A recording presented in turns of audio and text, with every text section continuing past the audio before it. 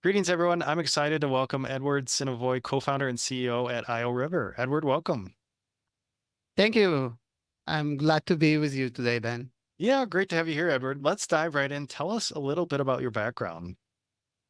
So I have over 20 years of experience in industry, primarily in SaaS and deep tech spaces. Before embarking on our journey with IO River, I led an organization in Akamai, the largest content delivery network, responsible for the Akamai core platform. Among other things, my organization was responsible for Akamai's performance and the development of Akamai Edge Computing. Oh, nice. And I noticed from LinkedIn, your background is you came up kind of through the tech engineering side.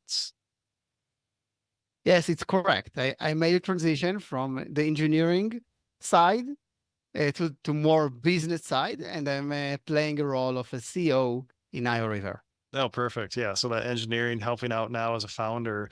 So let's talk about your current project or current company, IO River. Tell us what products and or services that IO River offers. Sure. Man, so if we're looking on the internet world has experienced several revolutions in the past 20, 30 years. At the end of 90s, CDN providers spread thousands of servers worldwide to deliver digital content to end users.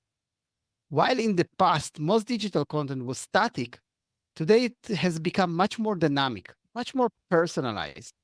With the revolution of generative AI, Ben, it's amazing how easy it has become to generate digital content. We stand actually in front of tsunami of digital content that needs to be delivered to the world.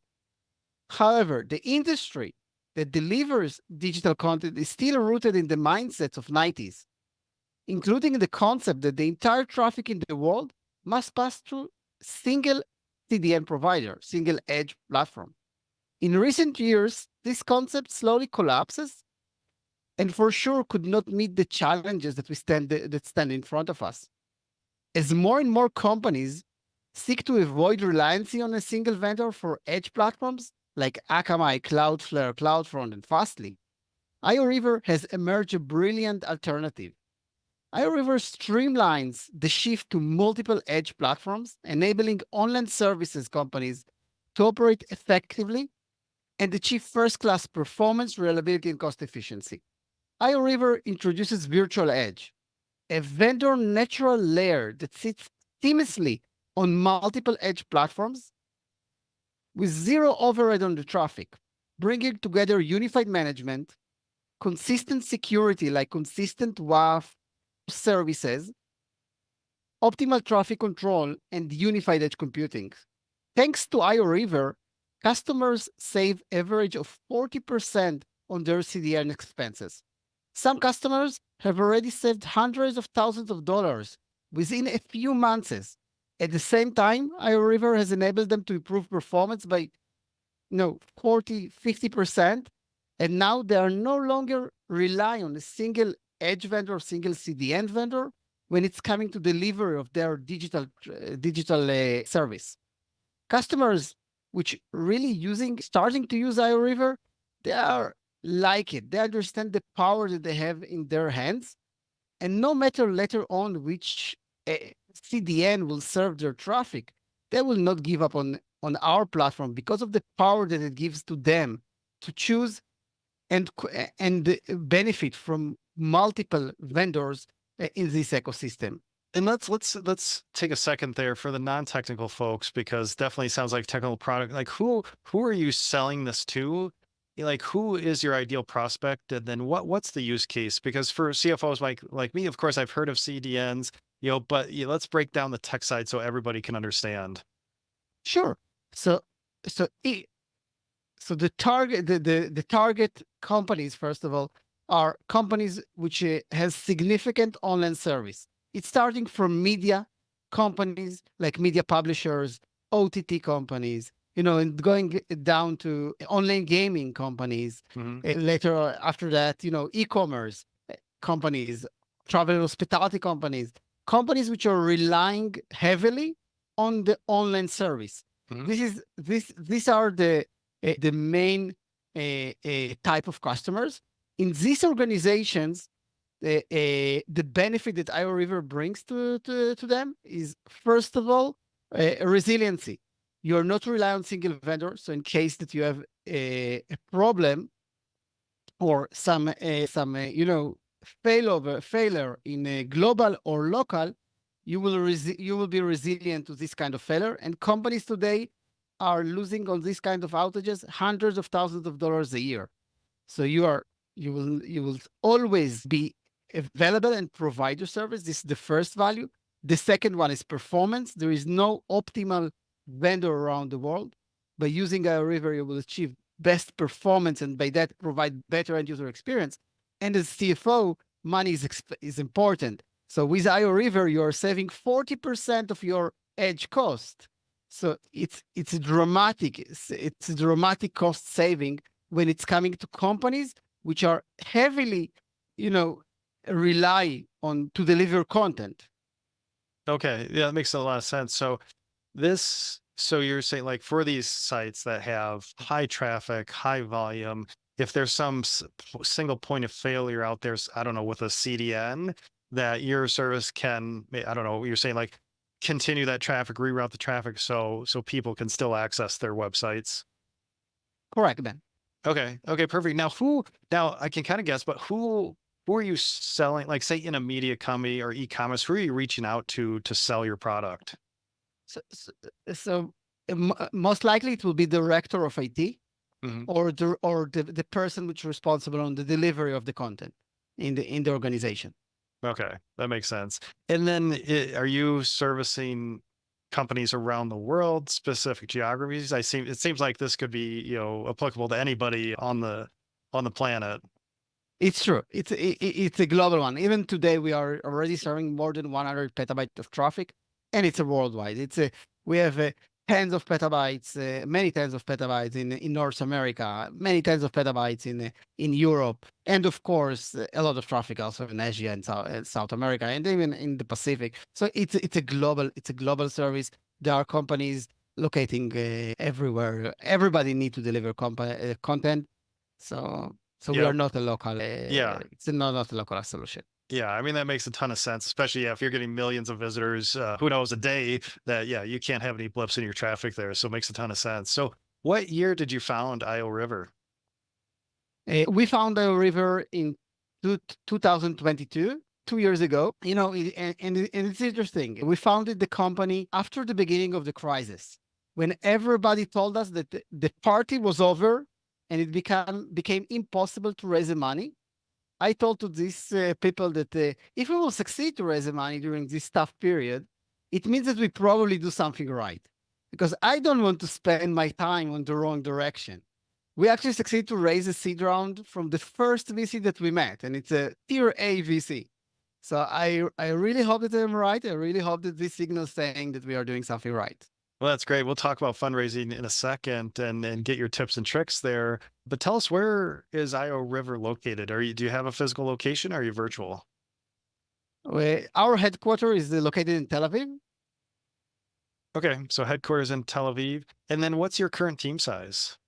We are around 20 people Okay. and rapidly growing, honestly. So Oh, that's today it's great. 20, tomorrow it will be much more. So listeners should reach out to you if they're looking for a position then, sounds like, if you've got some open Yeah, positions. Yeah, it's perfect. true. Yeah, and then anything you want to share around your ARR revenue range?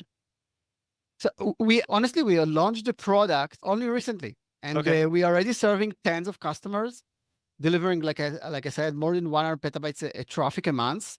We have hundreds of thousands of dollars from ARR perspective, and we are rapidly growing. Okay. All right. That's awesome. That's awesome. So just, yeah, launched in 22 and then just started generating revenue. So tell us a lot, as far as your go-to-market motion, it seems like, yeah, can serve global companies, doesn't matter where they're located. So how are you finding your prospects and reaching out to them? It's a great question. So first of all, it's starting, from create awareness. Awareness we are creating via LinkedIn and Google, uh, and then we are investing in SEO.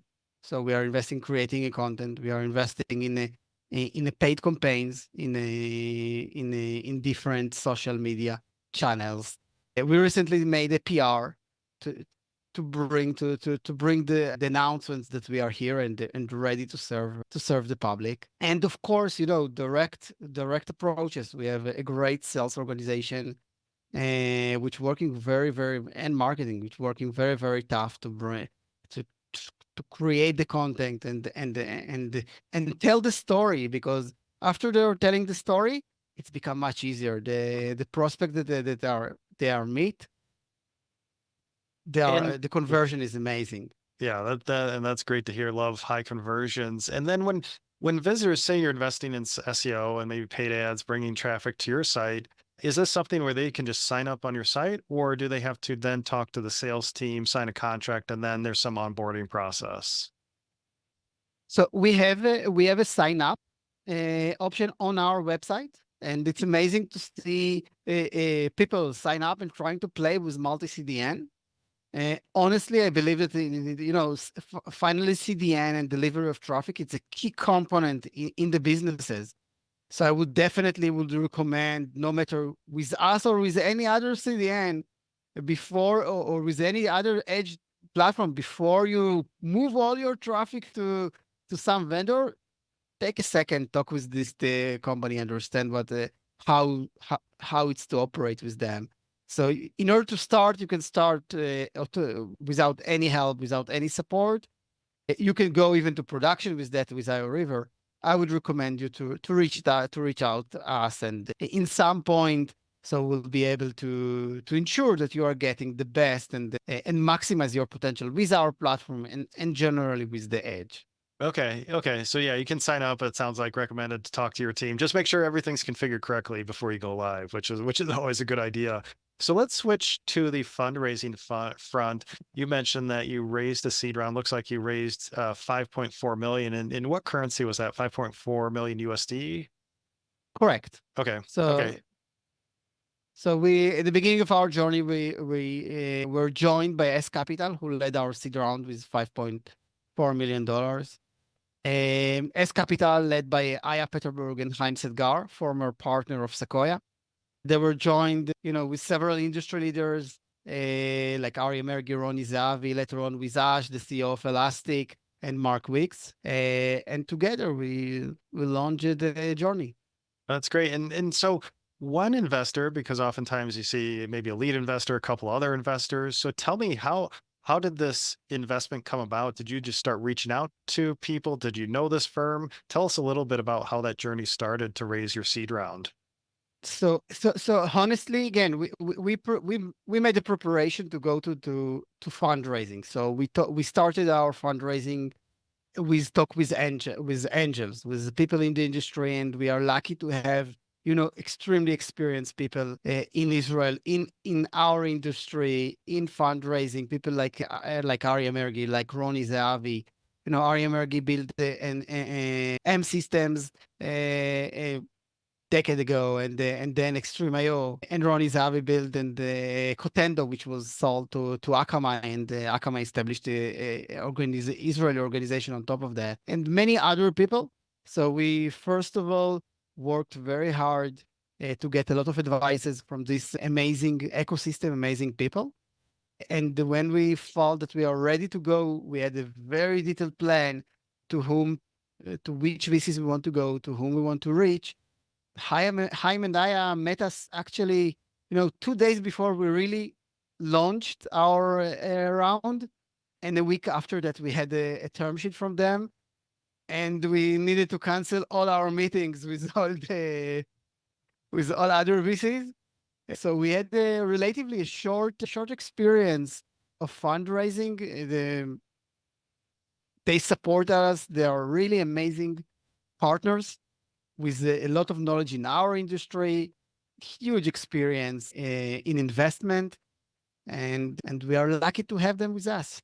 Well, that's great. That saved you a bunch of time. Now, maybe a little atypical with a fundraising journey, but that's great. And especially you already did the prep. And so tell us, why raise a seed round? What led you to raising that seed round?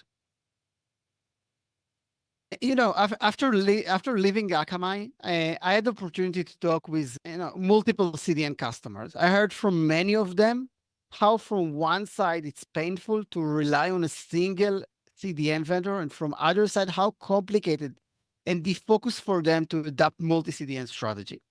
After a conversation with one of the largest e-commerce, which implements actually the multi-CDN strategy, they told me that they were enforced to shift entire traffic to a single vendor during the biggest annual shopping day because of their solution and the fact that they didn't deal well with the load that created on their infrastructure. We have realized how it's really technical challenge and complicated to implement a correct and appropriate multi-CDN as a service solution. And we wanted to bring it to the industry and make it adoptable and affordable for a for rest of the market, not only for the giants, the leaders in e-commerce, the leaders in online gaming. Part of them are already doing that, but they're building huge teams to do it, and we want to make it possible for everyone. Okay. Yeah. And when did you close that seed round? We closed this seed round at the end of 2022. So it was in the second half of the 2022. Okay, so end of 22, you founded in 2022. And then if you can remember back to that raise and those conversations with the investment firm or the VC firm, what stands out or what would you like the kind of the SaaS founder community to know about seed rounds and what they should expect with a seed round? Because right early, maybe you're just, no revenue yet or metrics, so you can't support your story with numbers yet. But what stands out as the discussion or highlights from that seed round? So you're right. We arrived to this seed round with a pitch deck. We, we Mhm. didn't we didn't have a no product. Definitely, we had a conversation with tens of customers. We got their feedback, but we didn't have a product. Definitely not a proved product in the field. And in my experience, honestly, it's a short experience. I didn't met hundreds of VCs, but from my experience, from my journey, appropriate preparation is the key for successful fundraising process. You want to go to start your fundraising when you actually know that you will raise the money, that you have a really confidence that you are doing the right way. And the SaaS industry is amazing industry. It includes thousands of people that already made it before. So leveraging their knowledge, in my opinion, is a must-have. And the people who pass this journey is really glad to help others to succeed as well. And I got a lot of tips, on how the deck should look like and how the pitch should look like, and how I as a founder should do a transition from engineering a role or engineering point of view to a business point of view.